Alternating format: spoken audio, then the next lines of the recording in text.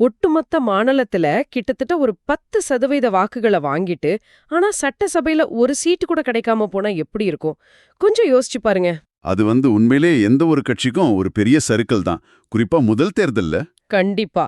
தவகே இப்போ அந்த ஒரு யதார்த்தத்தை தான் எதிர்கொள்ள போகுதுன்னு நம்ம எல்லாரும் பேசிட்டு இருக்கோம். 2026 தமிழக சட்டமன்ற தேர்தலுக்கு இன்னும் சரியா 2 நாட்கள் தான் இருக்கு. ஆமா, இந்த நேரத்துல நக்கீரன் இதழ் வெளியிட்ட அந்த கருத்து கணிப்பு முடிவுகள் ஒரு பெரிய விவாதத்தையே கிளப்பியிருக்கு. எக்ஸாக்ட்லி. இன்னைக்கு நம்ம ஆழமான அலசல்ல அத பத்தி தான் பேச போறோம். நேயர்களாகிய நீங்க ஒன்னு புரிஞ்சுக்கணும். இது எந்த கட்சிக்கும் ஆதரவானதோ இல்ல எதிரானதோ கிடையாது. தரவுகள் என்ன சொல்லுது, எண்கள் என்ன சொல்லுதுன்னு மட்டும்தான் பார்க்க போறோம். கரெக்ட். ஒரு நியூட்ரல் பார்வையிலிருந்து இந்த சர்வே முடிவுகளை நாம அனலைஸ் பண்ணலாம். சரி, இத கொஞ்சம் விரிவாக பார்ப்போம். எனக்கு இது எப்படின்னா, ஒரு புது ஸ்டார்ட் அப் நிறுவனம் மாபெரும் கார்ப்பரேட் ஜாம்பவான்களை எதிர்த்து மார்க்கெட்ல இறங்குற மாதிரி தான் தவகையோட என்ட்ரி தெரியுது. ரொம்ப சரியான ஒரு உதாரணம்.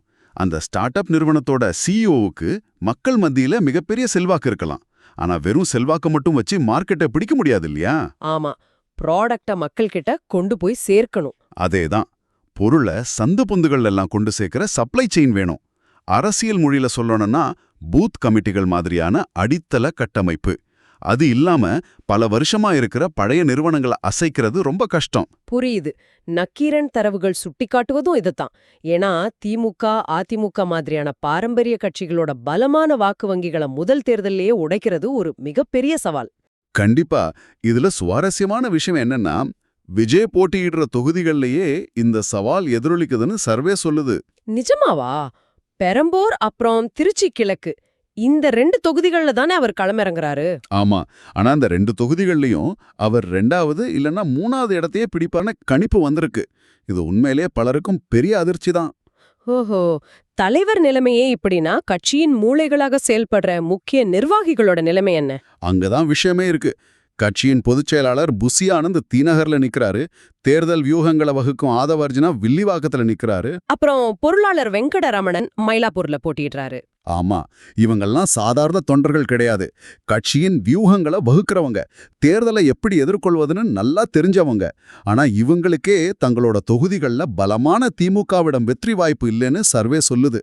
அப்போ அருண்ராஜ், நிர்மல்குமார், ராஜ்மோகன் போன்ற மத்த பரிச்சயமான முகங்களுக்கும் இதே நிலைமைதானா? நக்கீரன் தரவுகள் பத்தி பாத்தீங்கன்னா அவங்களுக்கும் வெற்றி வாய்ப்பு ரொம்ப குறைவுதான். ஒரு நிமிஷம், இங்கதான் எனக்கு ஒரு பெரிய குழப்பம் வருது.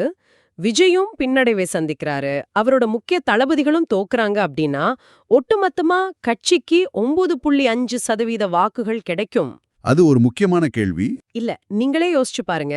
ஒரு புது கட்சிக்கு மாநிலம் முழுக்க கிட்டத்தட்ட 10% வாக்குகள் கிடைப்பது மாபெரும் விஷயம். ஆனா இவ்வளவு வாக்குகள் வாங்கியும் அது ஏன் ஒரு சீட்டா கூட மாறல? ஒரு பள்ளி மாணவன் மொத்தமா அதிக மதிப்பெண் எடுத்துட்டு தனித்தனி பாடங்கள்ல ஃபெயில் ஆகுற மாதிரி இருக்குது. ரொம்ப அருமையான ஒரு ஒப்பீடு. இத ஒரு பெரிய கண்ணோட்டத்துல பார்த்தோம்னா நம்ம ஊரு தேர்தல் முறையான first past the post system எப்படி வேலை செய்யுதுன்னு புரிஞ்சுக்கலாம். அதாவது யார அதிக ஓட்டு வாங்குறாங்களோ அவங்க ஜெயிப்பாங்க. தர லேசா ஈரமாகும், ஆனா எங்கேயும் தண்ணி தேங்காது. ஆமா, தண்ணி சிதறிடும். ஆனா அதே தண்ணிய ஒரு சின்ன குழியில ஊத்துனா அது நிரம்பி வழியும் இல்லையா? தவேகோவோட இந்த 9.5% வாக்குகள் அந்த கால்பந்து மைதானம் மாதிரி மாநிலம் முழுவதும் பரவலா சிதறி கிடக்கு. ஓ, அப்போ எந்த ஒரு குறிப்பிட்ட தொகுதியிலையும் வெற்றியை தீர்மானிக்கிற அளவுக்கு அந்த வாக்கு வங்கி இன்னும் ஒருங்கிணைக்கப்படல, அதான் காரணமா? எக்ஸாக்ட்லி. ஒரு தொகுதியில மத்தவங்களை விட அதிக வாக்குகளை பெற்று முதலிடத்துக்கு வர்றதுக்கு தேவையான அந்த கான்சென்ட்ரேட்டட் சப்போர்ட் அது இன்னும் உருவாகல. அப்போ 100 தொகுதிகள்ல தலா 10% வாக்குகளை வாங்கினாலும் எந்த பிரயோஜனமும் இல்ல. ஏதோ ஒரு தொகுதியில 40% வாக்குகள் வாங்கினாதான் சீட் கிடைக்கும். அதேதான். இந்த ஒரு முரண்பாட்டுக்கு இதுதான் முக்கிய காரணம். பரவலான ஈர்ப்பு இருக்கு, ஆனா அது சீட்டா மாறுற அளவுக்கு அடர்த்தியா இல்ல. ஆக இதற்கெல்லாம் என்ன அர்த்தம்? தவேக தொண்டர்கள் மத்தியில இந்த சர்வே ஒரு கலக்கத்தை ஏற்படுத்தி இருந்தாலும் அரசியல் ஆர்வலர்கள் இது வேற மாதிரி பாக்குறாங்கன்னு தோணுது. கண்டிப்பா. முதல் தேர்தலையே ஒரு பெரிய வெற்றி கிடைக்கல அப்படின்னாலும் இந்த 9% வாக்குகள் எதிர்கால அரசியலுக்கான ஒரு வலுவான அடித்தளமா அமையலாம். நீண்டகால அரசியலுக்கான ஒரு பாடமா இது இருக்கும்.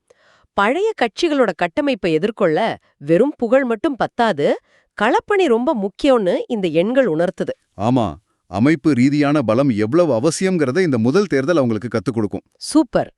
நேர்களே, கருத்து கணிப்புகள் ஒரு கணக்கு சொல்லலாம். ஆனா இறுதி முடிவு வாக்குப்பெட்டியில தான் இருக்கு. ரிசல்ட் அன்னிக்கே ஒரு பெரிய சர்ப்ரைஸ் காத்திருக்குமா? இல்ல, இதுவே தவகவிற்கு ஒரு பாடமாக அமையுமாங்கிறத பொறுத்திருந்து தான் பார்க்கணும். நிச்சயமா.